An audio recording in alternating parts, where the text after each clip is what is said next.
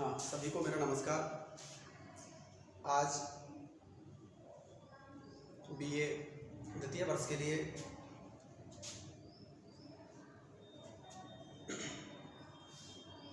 भूगोल की क्लास में आप सभी का स्वागत है। देखिए, हम बात कर रहे थे पिछली वीडियो में संसाधन भूगोल की।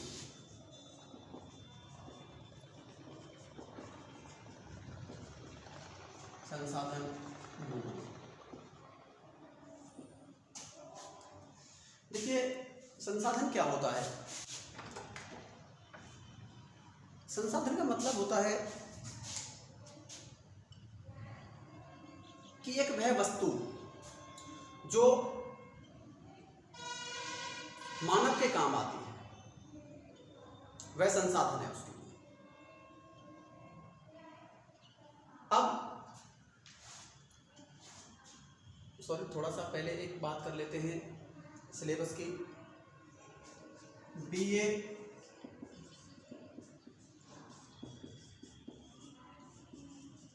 द्वितीय वर्ष,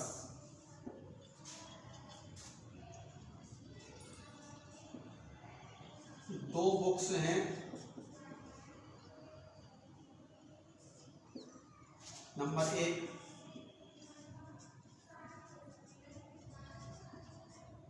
संसाधन भूगोल, नंबर 2 मानव भूगोल। ये 75 मार्क्स और ये मार्क्स 75 मार्क्स, 150 मार्क्स। तीसरा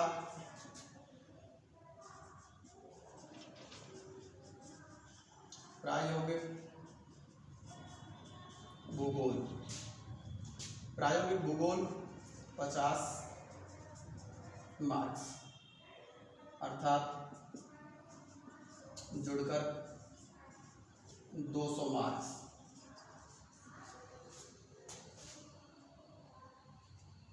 हमें समझ में आया कि 200 मार्क्स का पेपर है। अब इस 200 मार्क्स के पेपर में से हम अब पढ़ रहे संसाधन भूगोल, यानी कि 75 मार्क्स फर्स्ट पेपर।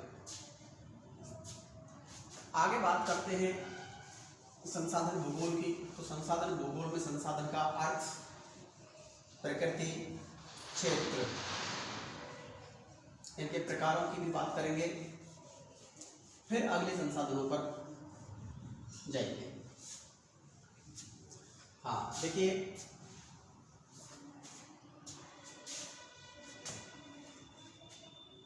संसाधन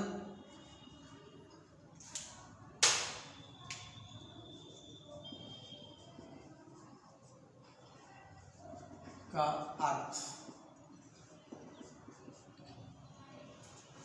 की अगर हम बात करते हैं तो हमें पता लगता है साधन शब्द आपने सुना होगा। अब साधन के साथ में एक सन शब्द और लगा हुआ है, संसाधन, यानी कि साधन के साथ उपयोगिता। संस का मतलब होता है उपयोगिता। उपयोगिता।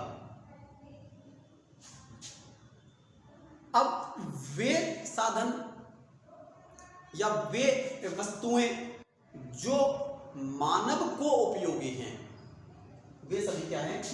संसाधन हैं। संसाधन हैं। यहां पर जितने भी संसाधनों की हम बात करेंगे वो मानव को केंद्र बिंदु मानकर करेंगे, यानी कि मानव के लिए जो उपयोगी है वह सभी संसाधन है। उदाहरण देखो, पंखा है, ये पंखा मानव के लिए उपयोगी है, निश्चित रूप से मानव के लिए ये संसाधन है। ये लेक्चर स्टैंड मानव के लिए उपयोगी है, तो ये भी मानव के लिए एक संसाधन है। ये जीव जानवर ये घूम रहा है, ये भी एक संसाधन है, यदि मानव के काम आ रहा है तो। बाकी मैं डर रहा हूँ इससे तो आप लोग इस चीज़ को एक दिमाग में स्थिर कर लीजिए कि मानव के कोई भी वस्तु काम आ रही है तो वो मानव के लिए संसाधन है। वृक्ष मानव के लिए संसाधन है, जल मानव के लिए संसाधन है, मृदा मानव के लिए संसाधन है, ये बिल्डिंग मानव के लिए संसाधन है, एसी, पंखा, कूलर, छाता बरसात में आवश्यक है, संसाधन है मानव के लिए। तो वो सभी वस्तुएं जो मानव जीवन में मानव के काम आती हैं और मानव की आवश्यकताओं की पूर्ति करती हैं, वे सभी संसाधन कहलाती हैं। अब हम जैसे बात करें इसमें संसाधनों के प्रकार की, संसाधनों के प्रकार की, तो यहाँ पर एक अर्थ आपके समझ में आ गया होगा कि जो भी वस्तु मानव के लिए उपयोगी है और मानव की आवश्यकताओं की पूर्ति करती है वह सभी मानव के लिए संसाधन कहलाता है। अब संसाधनों के प्रकार,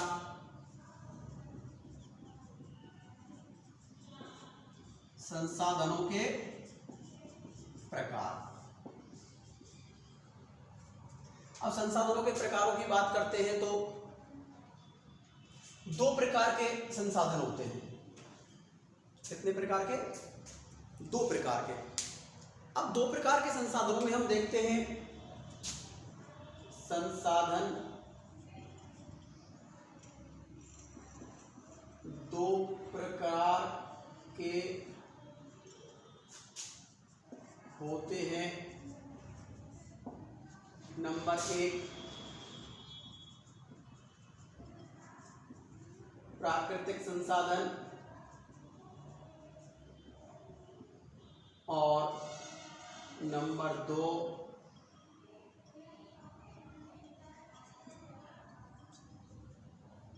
मानवीकृत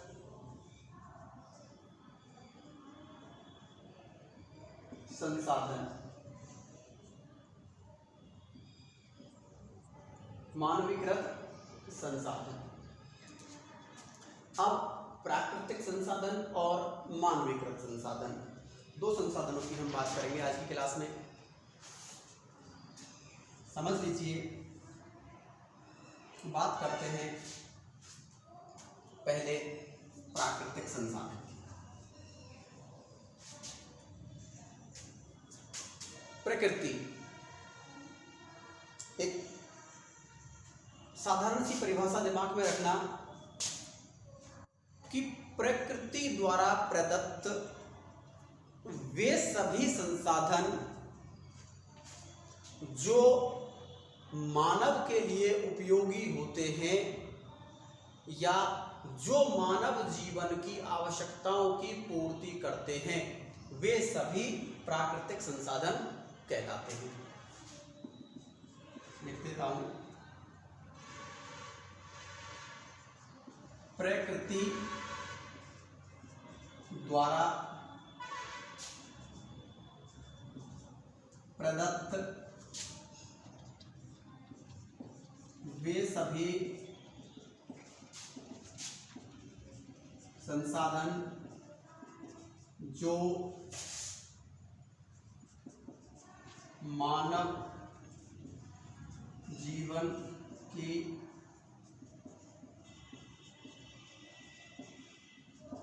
आवश्यकताओं की पूर्ति करते हैं, वे सभी प्राकृतिक संसाधन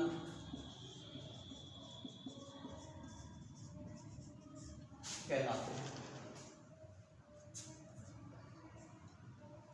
परिभाषा बिल्कुल स्पष्ट है, शायद समझने में भी कोई इतनी प्रॉब्लम नहीं आएगी आपको। फिर भी एक बार देख लीजिए, प्रकृति यानी कि पर्यावरण या ब्रह्मांड या ईश्वर, कुछ भी नाम ले सकते हैं, ऐसे संसाधन जो हमको ईश्वर ने दिए हैं, जिनके निर्माण में मानव का कोई योगदान नहीं है, जिनके निर्माण में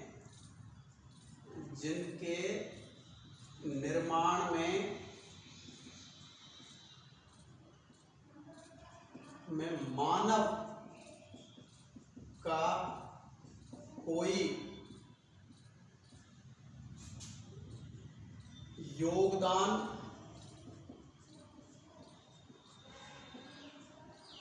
नहीं है, वो प्राकृतिक संसाधन कहलाते हैं। प्रकृति द्वारा प्रदत्त यानी कि वे संसाधन जो प्रकृति ने हमको दिए हैं, वे सभी संसाधन जो मानव जीवन की आवश्यकताओं की पूर्ति करते हैं। यानी कि दो कंडीशन है, एक तो संसाधन प्रकृति के द्वारा दिया गया हो और उसमें मानव का कोई योगदान नहीं हो उसके निर्माण में। दूसरी कंडीशन कि वह मानव की आवश्यकता की पूर्ति भी कर रहा हो, तभी मानव के लिए वो संसाधन बनेगा, अन्यथा नहीं बनेगा। स्पष्ट है बात। उदाहरण देखते हैं, जैसे जल। क्या जल के निर्माण में मानव का योगदान है? आप अंदाजा लगाओ, नहीं ना भाई। मानव के जन्म से बहुत लगभग बहुत अधिक, यानी कि पृथ्वी के लगभग निर्माण के दौरान ही 43 करोड़ वर्ष पूर्व ही जल का निर्माण हो गया था और मानव का जन्म बाद में हुआ है। तो मानव के जन्म से जब पहले जल का निर्माण हो गया, तो जल के निर्माण में मानव का कोई योगदान नहीं है। जब जल के निर्माण में योगदान नहीं है मानव का, तो कंडीशन यहां फिट बैठ रही है। प्रकृति के द्वारा प्रदत्त है, इसके द्वारा प्रदत्त है, प्रकृति के द्वारा दिया हुआ है संसाधन हमको। फिर दूसरी कंडीशन, क्या मानव के लिए जल उपयोगी है? यस, हाँ। मैं जल के बिना रह सकते हो क्या? जल ही जीवन है। जगह जगह सड़कों पर आप लोगों ने दीवारों पर, सड़कों के पास में दीवारों पर लिखा हुआ देखा होगा, जल ही जीवन है। जल ही जीवन है भाई, जल के बिना जीवन संभव नहीं है। मानव का ही नहीं, किसी भी प्राणी का जो इस संसार में रहता हो, वो बिना जल के नहीं रह सकता।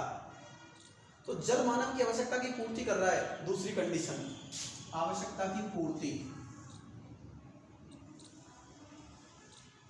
दूसरी कंडीशन परिभाषा की, पहली कंडीशन प्रकृति के द्वारा प्रदत्त होना चाहिए, दूसरी कंडीशन मानव जीवन के लिए भी आवश्यक होना चाहिए, या मानव जीवन के लिए भी आवश्यक होना चाहिए। तो जल इस कंडीशन को पूरी कर रहा है, तो निश्चित रूप से मानव के लिए जल प्राकृतिक संसाधन है। क्या है? जल मानव के लिए कैसा संसाधन है? प्राकृतिक संसाधन है। दूसरा उदाहरण, वायु। क्या वायु इन मानकों पर खरी उतरती है? ये जो दो मानक हैं प्राकृतिक संसाधन के, भाई कोई भी वस्तु प्राकृतिक संसाधन जब बनेगी तब ये दो कंडीशनों की वो पूर्ति करेगी। वायु किसके द्वारा? प्रकृति के द्वारा दी हुई है, क्योंकि एटमॉस्फेयर का निर्माण मानव के जन्म से बहुत पहले हो गया था। पर्यावरण का निर्माण मानव के जन्म से पहले हो गया था। वायुमंडल का निर्माण मानव के जन्म से पहले हो गया था। जब वायु का निर्माण मानव के जीवन से पहले हो गया, तभी तो मानव का जन्म हुआ था, जब ये सारी कंडीशन पहले बन गई थी। यानी कि कोई भी चीज हो उसकी उत्पत्ति के लिए कुछ चीजों की आवश्यकता होती है। मान लो हम अगर पेड़ की बात करें, एक छोटा सा उदाहरण दे रहा हूं आपको मैं। कोई भी चीज का निर्माण हो, मान लो वनस्पति की बात करते हैं।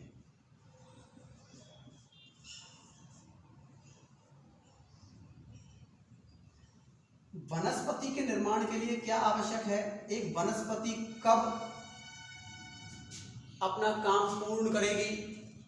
तो उसके लिए सबसे पहले जल, दूसरा वायु, तीसरा आकाश,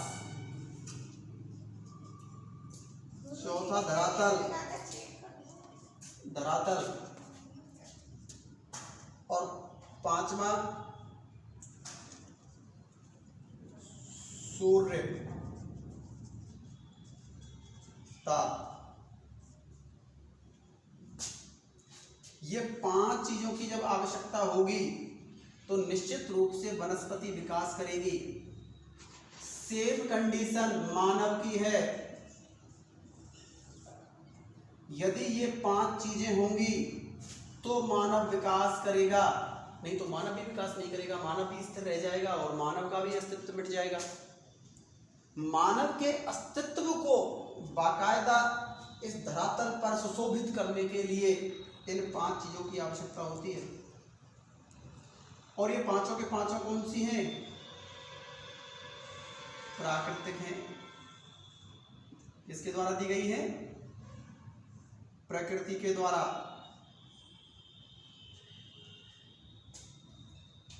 समझ लो इस उदाहरण को बहुत अच्छे तरीके से। मान लो बीज हमारे पास बहुत अच्छा है, बीज हमारे पास बहुत अच्छा है, लेकिन जल नहीं है, वायु नहीं है, आकाश नहीं है, धरातल नहीं है, सूर्य ताप नहीं है। क्या होगा? एक चीज और जोड़ देता हूं इसमें, 6वां बीज, सीड्स अंग्रेजी में। ये बीज है हमारे पास, लेकिन ये चीज नहीं है, तो बीज उत्पन्न नहीं होगा। मान लो ये 4 चीज हैं और ये नहीं है, तब भी बीज उत्पन्न नहीं होगा। और मान लो ये धरातल नहीं है और ये सारी चीज है, बीज भी है हमारे पास बहुत अच्छा, सूर्य ताप भी है, आकाश भी है हमारे पास, वायु भी है, जल भी है। कई बार इस उदाहरण को समझाते हुए विद्वान वायु और आकाश को एक मान लेते हैं। जब ये घटक हमारे 5 बनते हैं, अब ये 6 बन रहे हैं, तो कई बार क्या होता है कि वायु ना रह के स्वच्छ आकाश की भी हमें आवश्यकता पड़ती है कुछ चीज़ों के लिए। तो मैंने यहाँ पर वायु और आकाश दोनों को शामिल कर लिया, क्योंकि कई बार वायु ना होते हुए भी, हालांकि ब्रह्मांड में तो वायु विद्यमान होती है, लेकिन कई बार ऐसा होता है कि हमें स्वच्छ आकाश की भी आवश्यकता पड़ती है। तो कहने का मतलब ये है कि जब धरातल ही नहीं है तो उसको बोएंगे कहाँ पर? अब मान लो धरातल भी हमारे पास बहुत अच्छा है, यानी कि मिट्टी खूब उपजाऊ है हमारे पास, लेकिन सूर्य ताप नहीं है, तब भी वो विकास नहीं करेगी। मान लो ये सारी चीजें हैं, वायु नहीं है, तब भी वो विकास नहीं कर पाएगा पौधा। कहने का मतलब है कि मानव के लिए भी वही चीजें हैं। बीज से मानव उत्पन्न होता है, जब ये बीज से मानव उत्पन्न होएगा तो उस उत्पन्न होने के लिए उस मानव को ये सारी कंडीशन की आवश्यकता पड़ेगी। उसके लिए आकाश की भी आवश्यकता पड़ेगी, वायु की भी पड़ेगी, जल की भी पड़ेगी, धरातल की भी पड़ेगी, सूर्य ताप की भी पड़ेगी। मान लो सूर्य ताप नहीं है, बच्चे ने जन्म ले लिया, तो आप लोगों ने देखा होगा जब छोटा बच्चा जन्म लेता है आंखें पीली पीली होती है उसकी। क्यों? क्योंकि पीलिया होता है उसके। विटामिन डी की प्राप्ति के बाद वह सही होता है।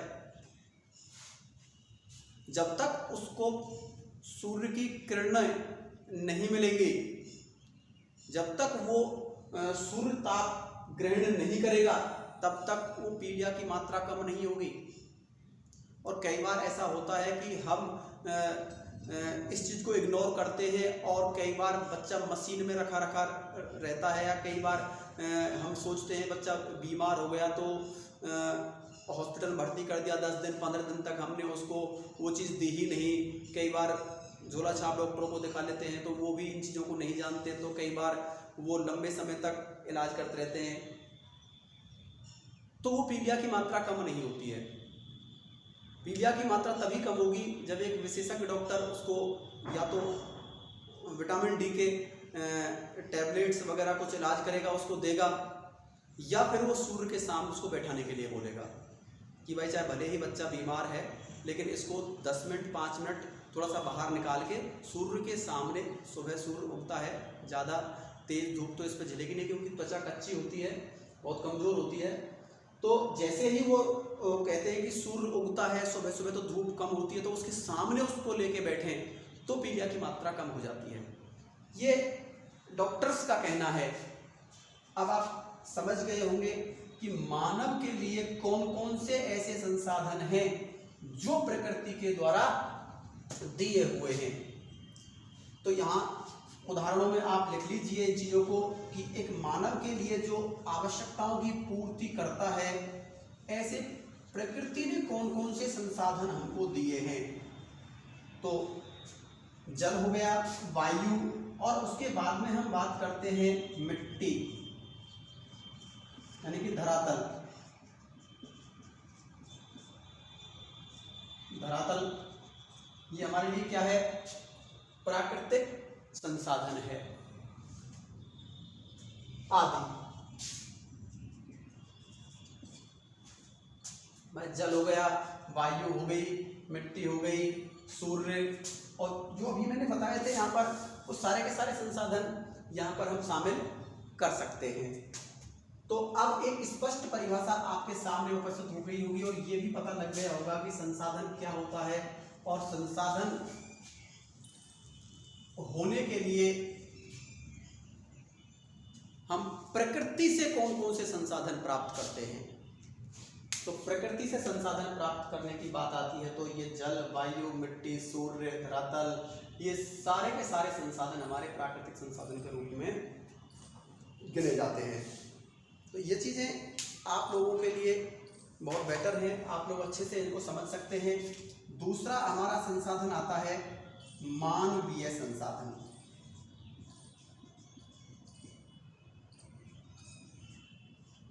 मानवीय संसाधन या मानवीकृत संसाधन। मानवीकृत संसाधन। अब मानवीकृत संसाधन में क्या है? अब यहां पर परिभाषा थोड़ी सी चेंज होगी कि यहां हमने लगाया था प्रकृति द्वारा प्रदत्त, लेकिन इसमें कहेंगे प्रकृति के द्वारा या प्रकृति में, सॉरी के द्वारा नहीं लगाएंगे, प्रकृति में, प्रकृति में उपस्थित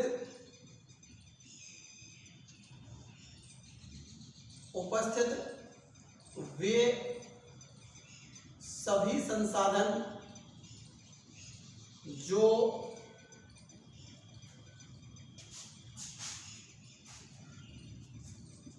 मानव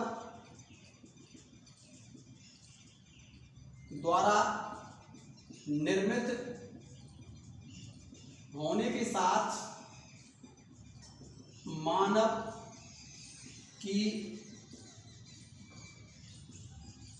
आवश्यकताओं की पूर्ति करते हैं।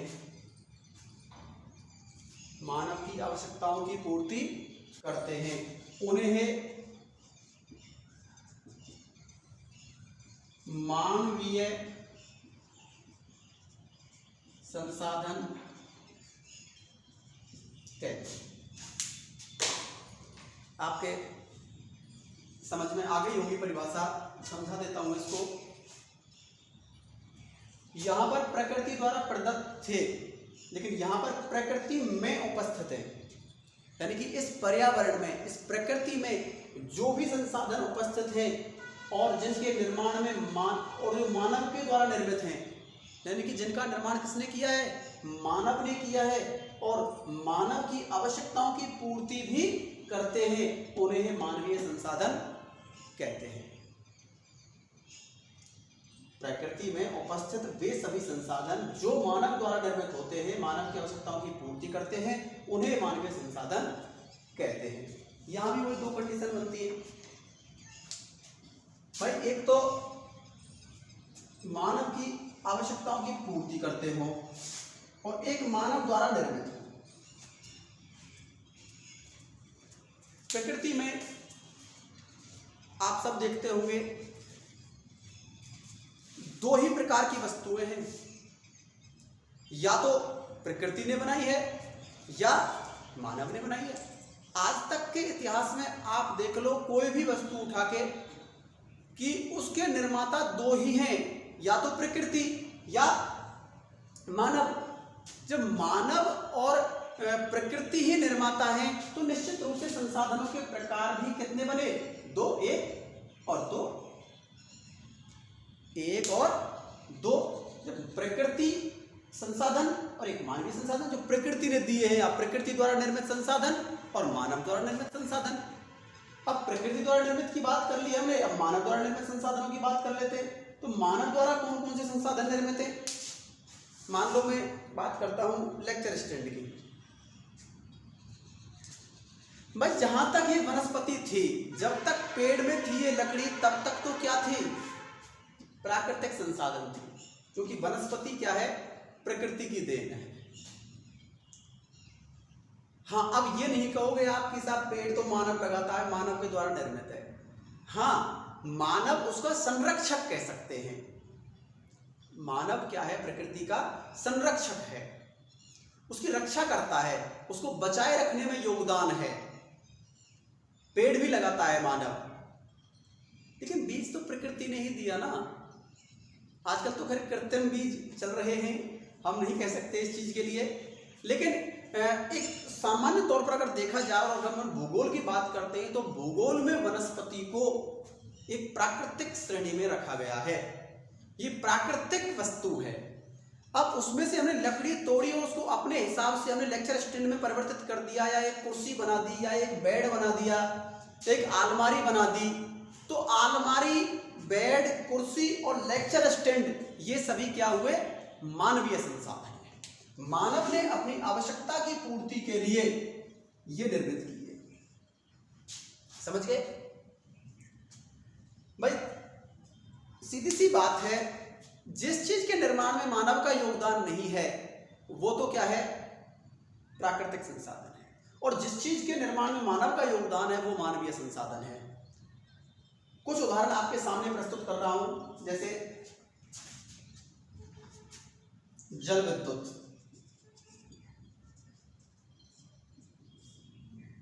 जल क्या है, प्राकृतिक संसाधन, लेकिन जल से विद्युत उत्पन्न करना क्या है, मानवीय संसाधन है। मानव ने निर्माण किया है इस चीज का, विद्युत बनाने का। विद्युत निर्माता कौन है, मानव है। तो जल विद्युत कैसा संसाधन है, मानवीय संसाधन है। जल विद्युत क्या है, मानवीय संसाधन है।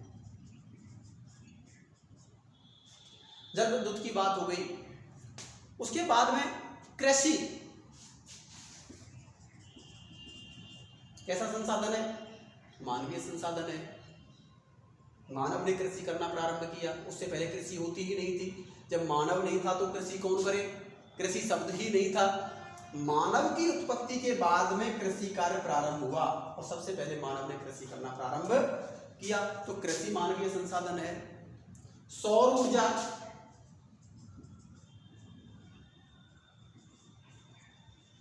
सूर्य क्या है, प्रकृति की देन है, प्राकृतिक संसाधन है। लेकिन उस सूर्य से ऊर्जा प्राप्त करना क्या है,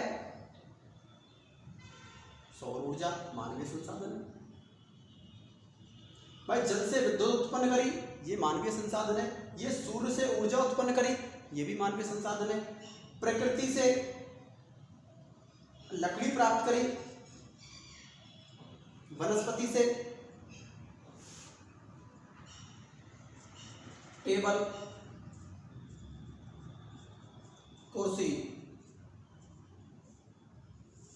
क्या है, मानवीय संसाधन है। तो अपने आप में हम देखते हैं, या पवन ऊर्जा की बात करें, पवन ऊर्जा, तो पवन ऊर्जा क्या है, पवन तो है वायु, और वायु क्या है, प्राकृतिक संसाधन। लेकिन वायु से भी जो ऊर्जा प्राप्त कर रहे हैं हम टरबाइन लगाकर, वो क्या है, वो मानवीय संसाधन है। तो ये मानवीय, तो कह सकते हैं कि प्राकृतिक संसाधनों को उपयोग करने के बाद मानव उसको मानवीकृत बना सकता है। अब जब प्राकृतिक संसाधनों का उपयोग मानव कर रहा है और उसमें मानव का योगदान हो रहा है, तो निश्चित रूप से वह मानवीय संसाधन कहलाएगा। तो ये एक संसाधन की बात हम कर रहे थे। भूगोल की 2 बुक हैं, 2 बुकों में पहली बुक संसाधन भूगोल की है, और संसाधन भूगोल में हम बात कर रहे थे संसाधन के अर्थ की, संसाधन की परिभाषाओं की, संसाधन के प्रकारों की। तो मैं आशा करता हूँ कि आप सब लोगों को ये चीज़ बहुत अच्छे से समझ में आ गई होगी। एक पूरा विवरण है, एक चार्ट है। अभी ये पूर्ण वर्गीकरण नहीं है, ये तो एक प्रकार पढ़े हैं हमने, प्रकार, संसाधनों के प्रकार। अब यहां से आगे अगला टॉपिक आएगा संसाधनों का वर्गीकरण। क्या आएगा, संसाधनों का वर्गीकरण। अब संसाधनों के वर्गीकरण में एक चार्ट बनवाऊंगा और उस चार्ट को समझाऊंगा आपके लिए अच्छे से, तो वो मैं अगली वीडियो में आपके लिए दे पाऊंगा। अभी हम यहीं पर क्लास ऑफ करते हैं। आप सभी लोग स्वस्थ रहें, सुरक्षित रहें, और इस वीडियो को अच्छे से देखें और इसके नोट्स तैयार करें। सभी लोगों को बहुत बहुत धन्यवाद। Stay home, stay safe.